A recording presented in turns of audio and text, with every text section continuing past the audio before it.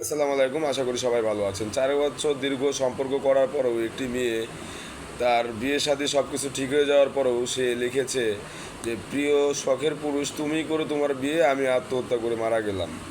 আসলে ঘটনা ঘটেছে চট্টগ্রামের পটিয়াতে। আসলে একটি ব্যাংক কর্মকর্তার সাথে একটি মেয়ের দীর্ঘ 4 বছর যাবৎ সম্পর্ক আছিল। তাদের সম্পর্ক থাকা সব কিছু ঠিক আছিল, তাদের বিয়ে শাদিও ঠিক হয়ে গেছিলো, পারিবারিকভাবেই বিয়ে ঠিক হয়েছে।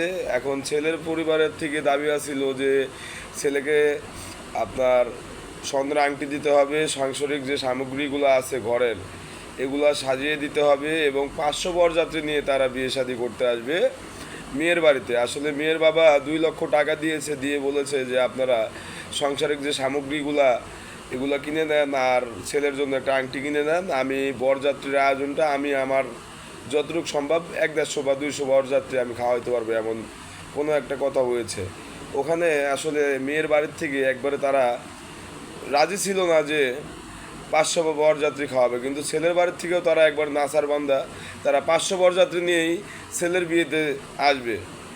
আসলে এগুলো একটা স্ট্র্যাটাজির ব্যাপার আছে। আমার ছেলের বিয়েতে আমি যাচ্ছি, 500 বরযাত্রী নিয়ে যাব, এলাকার ভিতরে যা আছে সবাইরে নিয়ে যাব। আমি জীবনে এলাকার কাউকে কাউরে কিছু খাওয়াই নাই।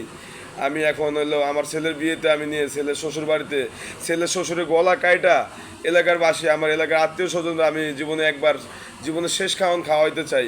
মেয়ের বাবাদের এইভাবে মানে আপনার চিপাই ফেলা, তারপরে হইলো আমরা ছেলে বিয়ে দেওয়ার শর্ত দিই। কেন তোর ছেলে ব্যাংকার, তোর ছেলে কি ঘরের যে সামগ্রীগুলো লাগে এগুলা কিনতে পারে না? তোর ছেলের এই সোনার আংটিগুলো কিনতে হবে কেন? সোনার আংটি পরার কি প্রয়োজন? শ্বশুর বাড়িতে সোনার আংটি নিতে হবে কেন? কি প্রয়োজন আছে?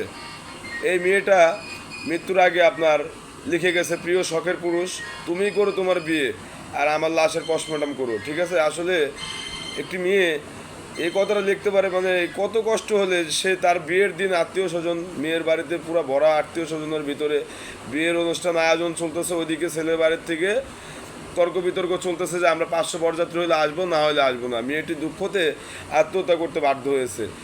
আসলে আমাদের দেশে আইনে এই যৌতুক ব্যবস্থাটা বন্ধ করা উচিত খুব, মানে অতি শীঘ্রই। এই যৌতুক ব্যবস্থাটা বন্ধ না করলে একসময় এমন হবে যে মানুষ এই যৌতুক ছাড়া বিয়ে করবে না। ঠিক আছে, আর মানুষ হলো এই যৌতুক দেওয়ার জন্য সবসময় প্রস্তুত থাকবে, কারণ এটা মানে এমন একটা পর্যায়ে যা দাঁড়াইছে যৌতুক ছাড়া মানুষ কিছু বুঝতেছেই না যে আপনার ছেলে বিয়ে দিতে হলে যৌতুক নিব আমি, আমার মেয়ে আছে মেয়ে বিয়ে দিতে হলে আমার যৌতুক দিতে হবে। ঠিক আছে, আর যৌতুকের টাকা বাকি রাখার পরে যদি যৌতুকের টাকা যে সময় মতো দেওয়ার কথা এই সময় মতো না দিতে পারলে মেয়ের উপরে অত্যাচার, মারধর, নির্যাতন। ঠিক আছে, শ্বশুর শাশুড়ি আত্মীয় স্বজন মানে কি যাদের খারাপ মন মানসিকতা তারা সবাই মিলে ওই মেয়েটার উপরে কি মানে নির্যাতন শুরু করে। আসলে একটা পরিবারে সবাই খারাপ হয় তা না, কিন্তু এই টাকা যৌতুকের টাকার জন্য আমি কিন্তু অনেক নিউজ আজ পর্যন্ত দেখেছি যে শ্বশুর বাড়িতে শাশুড়ি, ননদ, মানে শ্বশুর, ঠিক আছে, দেবর মিলে পর্যন্ত একটি মেয়ের উপরে অত্যাচার করেছে। এমন অনেক ঘটনা ঘটেছে আমাদের বাংলাদেশের প্রেক্ষাপটে, কিন্তু তারপরেও এগুলার সঠিক বিচার বা সঠিক আপনার যে এটা হওয়ার কথা, সঠিক যে আইনটা আপনার হওয়ার কথা এটা কিন্তু হয় না।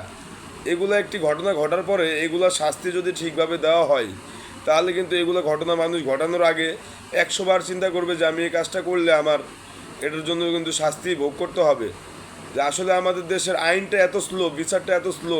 একটি মানুষ যদি মনে করেন একটা আপনার ওই মানুষও মেরা ফেলে, আর ফাঁসি হইতে হইতে ওনার ফাঁসি হইতে হইতে প্রায় 20 বছর 25 বছর সময় লেগে যায়। কেন বাবা? ও অপরাধ করছে, অপরাধের বিচার সাথে সাথে তাৎক্ষণিক হবে, হয়তো দুই এক মাস সুষ্ঠু তদন্ত করে 2-1 মাসের ভিতরে হবে, কিন্তু একটা মৃত্যুদণ্ডপ্রাপ্ত আসামি ওরা 5 বছর 10 বছর বাঁচায় রাখার কি দরকার? এগুলো আসলে ঠিক না।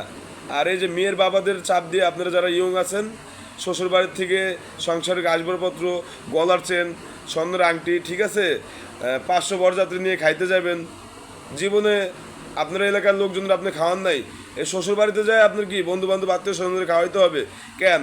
বউ ভাত করতেন আপনার বাড়িতে, আপনার 500 জায়গায় 1000 লোক নিয়ে আসে, আপনি কি খাওয়াইতেন মানুষকে? কেন আপনার এই 4 বছর প্রেম করার পরে এত কিছু দাবি থাকবে? আপনি প্রেম করেছেন, ভালোবাসা বিয়ে করতে চেয়েছেন মেয়েটাকে, ভালোবাসতে আপনি একটা ব্যাংকার হওয়ার পরও আপনার এরম রুচি হয় কিভাবে? আপনার ফ্যামিলি যদি খারাপ হয়, আপনার ফ্যামিলি, আপনি শিক্ষিত একটা মানুষ, আপনার ফ্যামিলিকে আপনি বুঝাইতেন। আপনি সহকারে আপনার সাথে মেয়েটা মৃত্যুর আগে ভিডিও কলে কথা বলেছে, এগুলো তো আপনার সার্ভার ক্রাইম আছে, আপনার তদন্ত হবে। আপনি কি মনে করেন কি আপনি কি এটার জন্য ছাড় পাবেন? না, বাংলাদেশের আইন এত খারাপ না, আপনার অবশ্যই বিচার হবে। আমরা সবাই বিচারের দাবি জানাচ্ছি। ভিডিওটা ভালো লাগলে লাইক কমেন্ট শেয়ার করে সবার মাধ্যমে ছড়িয়ে দিবেন। এটার বিচার আমরা দাবি জানাচ্ছি। এভাবে যেন কোনো মেয়ের বাবার বুক আর খালি না হয়। একটি মেয়ে কষ্ট করে পালতে অনেক কষ্ট, একটি বাচ্চা ছোট থেকে পেলে বড় করে আবার যদি বিয়ের সময় তার জন্য আবার 5 লাখ 10 লাখ টাকা রেডি করে রাখতে হয় 500-1000 মানুষ খাওয়ানোর জন্য। আসলে তাহলে মানুষ আর ছেলে সন্তান নেবে কিনা এটাও চিন্তা করার ব্যাপার আছে। আপনারা এরকম মনোভাব মন মানসিকতা যাদের ছোট আছে চেঞ্জ করেন। আসলে দুনিয়ার থেকে কেউ এক টুকরা কাফনা সাড়ে 3 হাত মাটি ছাড়া কেউ কিছু নিতে পারবে না।